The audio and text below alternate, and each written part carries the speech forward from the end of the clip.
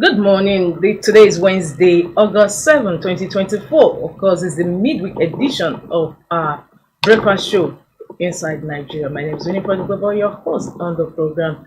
Today's program, we are looking at some fun headline stories of some select newspapers, including Nigeria's most influential newspaper.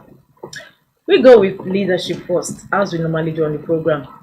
Leadership's main headline story today is exclusive as it digs into companies that have closed shop in Nigeria for the past 24 years. And the headline says 102 companies closed shop in Nigeria in 24 years.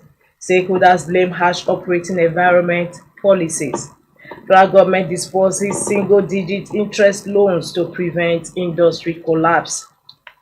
I'll take that again. 102 companies closed shop in Nigeria in 24 years. Talking about in the democracy years, 102 companies has closed shop. Stakeholders blame harsh operating environment policies.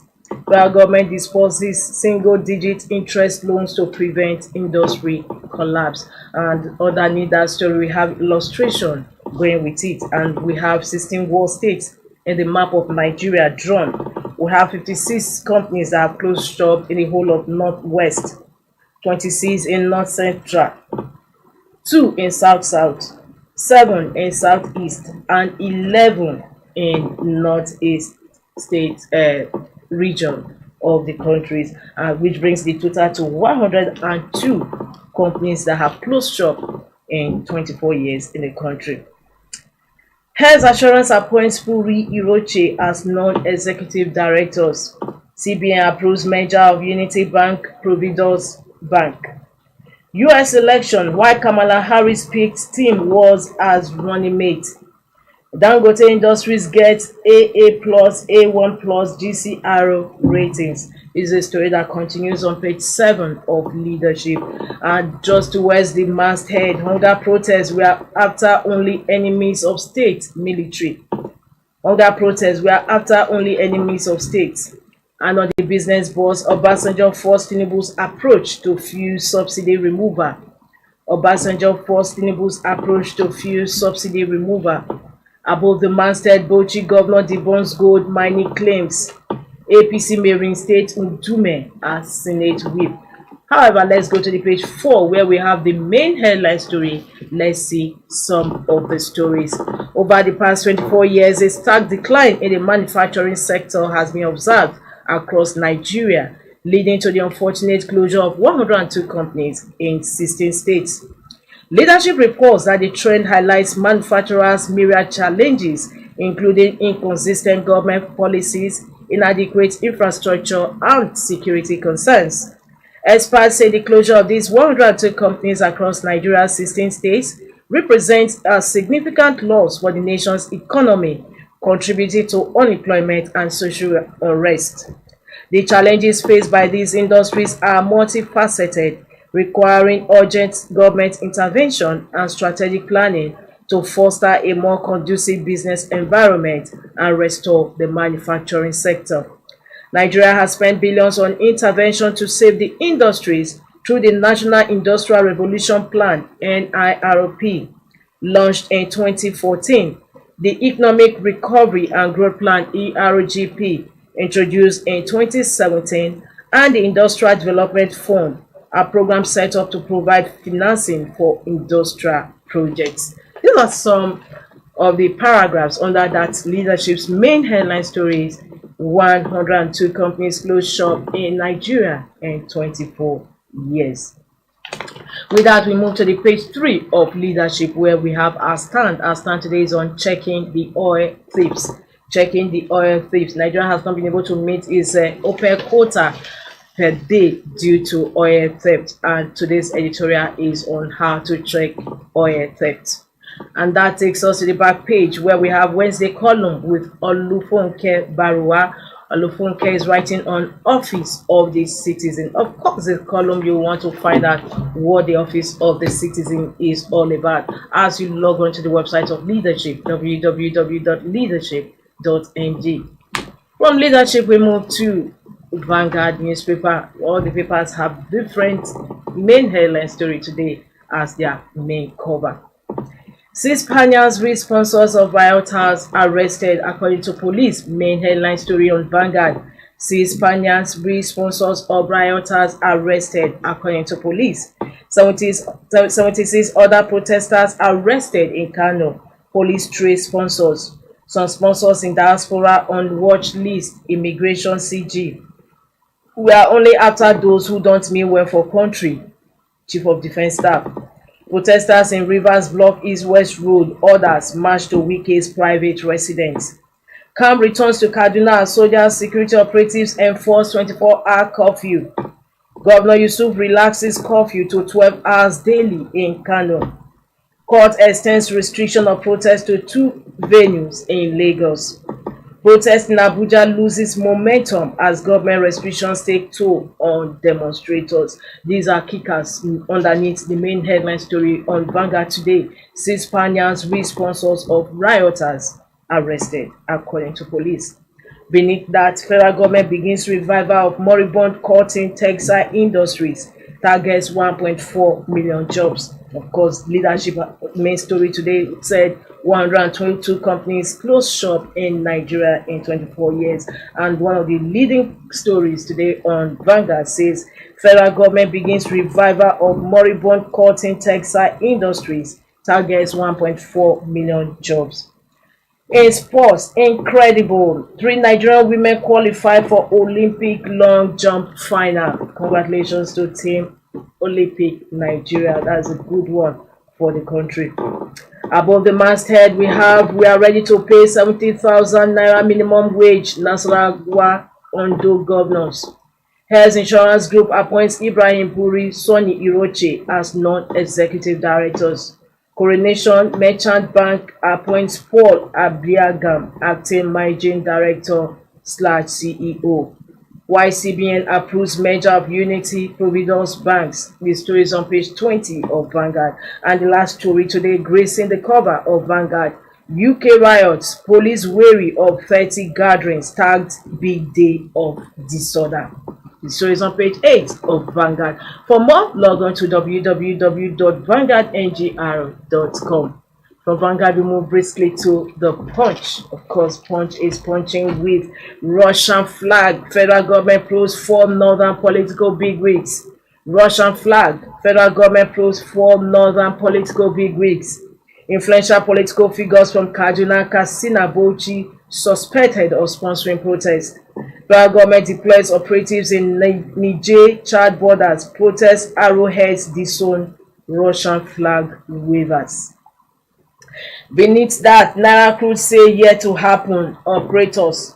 Grandman's son, 2 others die after eating amala in Kwara. Import duty waiver on rice orders begins next week. Federal government. Just beside the masthead, CBN OK's Unity Providence merger. SEC review next. Above the masthead of the Punch, 1 trillion naira spent to fight insecurity in 6 months, according to Punch report. Reps fail to effect 50% pay cut. Recall that the reps had pledged to forfeit 50% of their pay cut. However, today's report on the Punch says reps fail to effect 50% pay cut despite their promises. Varsities mobilizing unqualified graduates for NYSC JAM. That also concludes review of the Punch front headline story today. For more, log on to www.punchng.com. From the Punch, let's see what this day is saying today, this day, Wednesday, August 7, 2024. This day says military will resist attempt to force regime change. Will resist attempt to force regime change, says military. Federal government places protest sponsors in diaspora on watch list, freezes their local accounts. Normalcy gradually returns to Kano as government relaxes curfew. Sani, protest sponsored is about regime change, not hardship or bad governance. And just above that, of course, we also have the picture of moving to revive cotton / textile sector. Of course, the meeting has already started from this photo that was taken yesterday at the presidential villa. We have in attendance the VP Kashim Shettima. We have the Minister of Innovation, Science and Technology, Uche Geoffrey Naji. We have Governor Hope Uzodinma of Imo State and Governor Babajide Sanwo-Olu of Lagos State during the International Advisory Coaching Committee meeting held at the presidential villa. Up just beneath the masthead of this day, Obasanjo laments graft in oil sector, says Nigeria's over-reliance on fossil fuels deadly mistake. Says we ignored agriculture, which could have been centerpiece of our investment. That takes us to the stories above the masthead of this day. Central Bank approves Providence Bank's takeover of Unity Bank to inject 700 billion naira into new entity as 20-year term loan. Federal government inaugurates steering committee for digital free zones to boost service-based businesses. This story runs on page 36 of This Day. For more, log on to the website of This Day, www.thisdaylive.com. From This Day, we move to The Guardian. The Guardian's main headline story: FARC location, citizens wallow in misery as governors see duties to federal government amid 5.34 trillion naira cut. FARC allocations, citizens wallow in misery as governors see duties to federal government amid 5.34 trillion naira cut. And illustration: total FARC shared by states in last 1 year, 5.34 trillion naira. States IGRO is about 40% of FARC allocations. FARC allocations by geopolitical zones 2023. Northwest had 1.2 trillion naira. Northeast 807.3 billion naira. Southwest 1.1 trillion naira. North Central 948.24 billion naira. South 1.84 trillion naira. And Southeast 680.59 billion naira. And just by the side, we have The Guardian. In first quarter of 2024, 7.09 trillion naira was made available to the federative entities. In January, 1.14 trillion naira was made available. February, 1.2 trillion naira. March, 1.1 trillion naira. April, 1.2 trillion naira. May, 1.1 trillion naira. June, 1.35 trillion naira. In conclusion, 12% of world's population in extreme poverty live in Nigeria. That is the conclusion for the illustration, which concludes that despite this money made available to federating units, 12% of world's population in extreme poverty live in Nigeria. Beside the main headline, Falana backs military in denouncing protesters' use of Russian flag. Tinubu's dialogue call, ECOWAS tells protesters. After apology, APC to reinstate Ndume as chief whip. How loopholes in Public Procurement Act nourish grabs. Nigeria, other developing countries stuck in middle income trap, says World Bank. Federal government inaugurates steering committee for digital free zones to boost global tech. CBN saves Unity Bank, clears merger with Providence. Opaque NNPCL and subsidized crude oil for refineries. That is the editorial today on page 12. Opaque NNPCL and subsidized crude oil for refineries. Of course, leadership's also main headline story today is on checking the oil tips, while The Guardian's editorial is also on oil issues, Opaque NNPCL and subsidized crude oil for refineries. Just before we also go, we have the Daily Sun as the last paper on our menu. Daily Sun's main headline story says federal government identifies protest sponsors abroad. Military fumes over regime change call. Sponsors placed on watch list. Bank accounts frozen. Army, Navy, Air Force vow to deal with subversive elements. Still on Daily Sun, federal government tax MBTE next on development of skills curriculum. Tension in Benue, PDP heightens as ex-governor Otom state chairman battle suspension saga. Food prices to crash as customs waives duty on imports. Health Insurance Group names Ibrahim Puri, Son Iroche as independent non-executive directors. Finance Minister explains federal government strategy for economic growth welfare. Infrastructure development might commence Southeast governors for collaboration with federal government. While fear grieves Rivers residents as protesters threaten mayhem on transporters, traders. That concludes the review of Daily Sun newspaper today, Wednesday, August 7, 2024. For more, log on to www.thesun.ng. From the Sun, also, we conclude today's Inside Nigeria, your breakfast show on Leadership Television. Don't forget to join us same time, same station for another fresh edition of the program tomorrow. My name is Winifred Gabo, and thanks. Don't forget to join us for news on the hour on this platform. Thanks for joining us today.